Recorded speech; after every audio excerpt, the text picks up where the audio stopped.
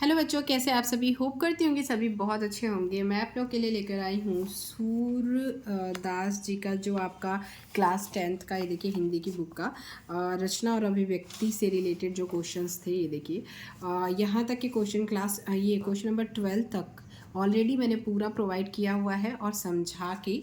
और इस चैप्टर का बस ये रचना और अभिव्यक्ति वाला जो पार्ट था वो बच गया था मेरा। 13, 14, 15 इन सब के क्वेश्चन आंसर मैं आप लोगों को इस वीडियो में प्रोवाइड कराऊंगी और समझा दूंगी कि किस तरीके से आप अपने मन से भी लिख सकते हैं।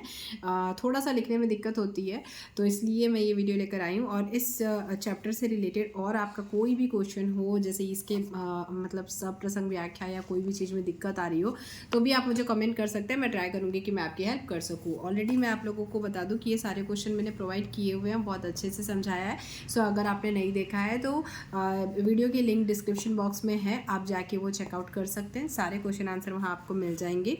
और इस वीडियो में हम रचना और अभिव्यक्ति के क्वेश्चन आंसर देखेंगे। तो रचना और अभिव्यक्ति का फर्स्ट क्वेश्चन हमारा क्या है कि गोपियों ने उद्धव के सामने तरह तरह के तर्क दिए हैं। क्या क्या तर्क दिए हैं? बहुत सारे तर्क दिए हैं भैया। वो कृष्ण जी ने बोला है उनको योग करने के लिए, वो जो प्रेम है उनका उनके दिल में, उसको भुलाने के लिए। तो बहुत सारी चीज़ें हैं। तो इससे रिलेटेड जब गोपियाँ जो है वो नाराज़ हो जाती हैं और बहुत सारे तर्क देती हैं, तो आप अपनी कल्पना से और तर्क दीजिए। तो हमें मतलब अगर हम अपनी कल्पना से कि वो और क्या क्या कह सकती हैं, तो इस तरीके से हमें बताना है। तो गोपियों ने उद्धव के सामने तरह तरह के तर्क दिए हैं, हम अपनी कल्पना से निम्न तर्क दे सकते हैं। प्रेम कर विरह की वेदना के साथ योग साधना की शिक्षा देना कहाँ का न्याय है। तो इस तरीके का तर्क हम दे सकते हैं। मतलब कि जब प्रेम उन्होंने जो किया है गोपियों ने श्री कृष्ण जी से, और उनको ऐसा लगता है कि कृष्ण भी उनसे प्रेम करते हैं। तो जब कृष्ण उनसे प्रेम करते हैं तो उन्होंने पहले प्रेम किया और अब क्या किया, फिर उसके बाद विरह की वेदना दी। विरह की वेदना मतलब दूर जाना, विरह मतलब बिछड़ जाना होता है। तो जो कृष्ण जी हैं वो गोपियों से बिछड़ गए हैं और वो चले गए हैं। और उसके बाद उन्होंने वहाँ से उद्धव को भेजा है, और ये बोलने के लिए कि गोपियों को बोलने के लिए कि तुम योग साधना की शिक्षा लो, और मतलब योग साधना करो जिससे तुम्हारी ये वेदना कम होगी। तो इस तरीके से तो ये कहाँ का न्याय है, ऐसा गोपियाँ कह सकती हैं। नेक्स्ट हमारा है अपनी बात पूरी ना कर पाने वाले कृष्ण एक धोखेबाज है। वो इस तरीके से भी कह सकती हैं, क्योंकि वो अपनी खुद की बात पूरी नहीं कर पा रहे हैं। वो कुछ का कुछ कह रहे हैं, बोल रहे हैं भूल जाओ, ऐसा कर लो, वैसा कर लो। वो बोले थे कि मैं हमेशा मेरे दिल में तुम सबके लिए प्रेम रहेगा, और अब वो ऐसी बात कर रहे हैं। तो इस टाइप की चीज़ें भी आप लिख सकते हैं। नेक्स्ट, कृष्ण अपने अन्य प्रेम करने वाले सगों को योग साधना का पाठ क्यों नहीं पढ़ाते। तो उनका ये कहना है कि भाई उनके और भी लोग हैं जो उनसे प्रेम करते हैं, उनके सगे संबंधी हैं बहुत सारे जो उनसे प्रेम करते हैं, तो उनको योग साधना का पाठ क्यों नहीं पढ़ाते, वो सिर्फ हमें ही क्यों पढ़ा रहे हैं। तो इस तरीके से गोपियाँ जो हैं वो उद्धव से इस तरीके से तर्क कर सकती हैं और ज़्यादा। नेक्स्ट हमारा क्या है क्वेश्चन? नेक्स्ट हमारा है कि उद्धव ज्ञानी थे, नीति की बातें जानते थे। गोपियों के पास ऐसी कौन सी शक्ति थी जो उनके वाक चातुर्य में मुखरित हो उठी। इसका मतलब क्या है कि वो बोल रहा है कि जो उद्धव थे वो बहुत ज़्यादा ज्ञानी थे, और उन्हें कोई किसी भी चीज़ में हरा नहीं सकता था। और नीति की बातें वो जानते थे, मतलब तर्क वितर्क वाला जो कहना होता है, जो किसी से बात करना होता है, बहस वाला बात, तो ये सब में वो बहुत ज्ञानी थे, वो बहुत बातें जानते थे। लेकिन तभी भी गोपियों से वो कुछ कह नहीं पा रहे थे। उनकी बोली मतलब उनके जो तर्क थे उनके सामने उनके पास कुछ शब्द नहीं थे कि वो उनको जवाब दे सके। तो ऐसा क्यों हो गया भाई? तो ऐसा इसलिए हो गया क्योंकि गोपियों के पास क्या था? उनके मन में श्री कृष्ण के लिए प्रेम और भक्ति का जो एक अद्भुत शक्ति था, उसकी वजह से उद्धव जो थे वो ज्ञानी होते हुए भी उनके तर्कों के सामने हार गए। ठीक है, तो उद्धव को किसने हराया? जो गोपियाँ थी उनके तर्क ने। क्यों? क्योंकि उनके मन में कृष्ण को लेकर प्रेम और भक्ति अपार था, तो उनके सामने कोई जीत नहीं सकता था। तो गोपियों के पास उनके मन में श्री कृष्ण के लिए प्रेम और भक्ति की अद्भुत शक्ति थी, जिस कारण उद्धव जैसे ज्ञानी को भी उन्होंने अपने तर्कों से हरा दिया। हमारा नेक्स्ट क्वेश्चन क्या हो जाएगा? नेक्स्ट हमारा होगा गोपियों ने यह क्यों कहा कि हरि अब राजनीति पढ़ाए हैं?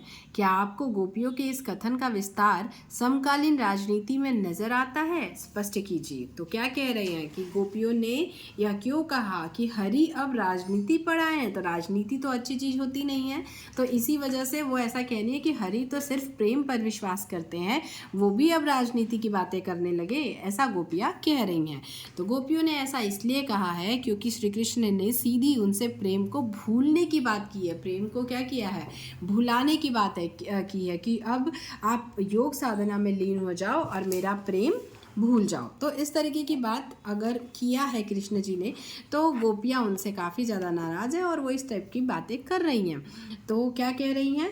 तो कह रही हैं कि गोपियों ने ऐसा इसलिए कहा क्योंकि श्री कृष्ण ने सीधी उनसे प्रेम को भुलाने की बात ना कर उन्हें उद्धव द्वारा योग संदेश का माध्यम अपनाने को कह रहे हैं। बोल रहे हैं कि योग करो, मतलब योग करो मतलब ध्यान करो। इट मीन्स कि जब इंसान ध्यान करता है, योग करता है, तो उसका जो दिमाग होता है वो एक जगह मतलब एकत्रित, क्या बोलते हैं उसको, ध्यान लगाना बोलते हैं ना, ध्यान लगाते हैं तो सब कुछ भूल जाते हैं। तो उनका कहना है कि प्रेम को भी भूल जाएंगे, इसलिए वो क्या कह रहे हैं? योग साधना में लीन होने के लिए कह रहे हैं। तो वो ऐसा कह रहे हैं, इसी वजह से गोपियाँ जो है वो काफ़ी नाराज़ है। गोपियों का कथन है कि हरि अब राजनीति पर आए हैं। आज की राजनीति में नज़र आ रहा है, आज की राजनीति में क्या होता है, नेता भी मुद्दों के बारे में साफ साफ नहीं कहते हैं और मुद्दों को घुमा फिरा कर पेश करते हैं। मतलब वही झूठ का सहारा लेते हैं, कहते हैं हम ये करेंगे वो करेंगे और करते वर्ते कुछ नहीं है। तो इसी तरीके से उन्होंने इसी से उनको मतलब जोड़ के और ऐसा बोला है। तो इस तरीके से हमारा रचना और अभिव्यक्ति से रिलेटेड क्वेश्चन आंसर कंप्लीट हो गया है। तो अगर आप लोगों को इसमें कोई डाउट हो तो आप मुझे कमेंट कर सकते हैं, और अगर आप लोगों का कोई और चैप्टर का भी समझना हो, क्वेश्चन आंसर या फिर पार्ट समझना हो, समरी समझना हो, तो भी आप मुझे कमेंट कर सकते हैं। मैं ट्राई करूँगी कि मैं आपकी हेल्प कर सकूँ। वीडियो पसंद आई होगी, और अगर वीडियो देखने के बाद आपको समझ में आया होगा तो प्लीज़ वीडियो को लाइक कीजिएगा। लाइक करने के साथ साथ मैं आप लोगों को बताऊँ कि दोस्तों के साथ ज़्यादा से ज़्यादा जितना हो सके शेयर ज़रूर कीजिएगा, क्योंकि जितना ज़्यादा शेयर करेंगे उतना ही ज़्यादा सबको फ़ायदा होगा।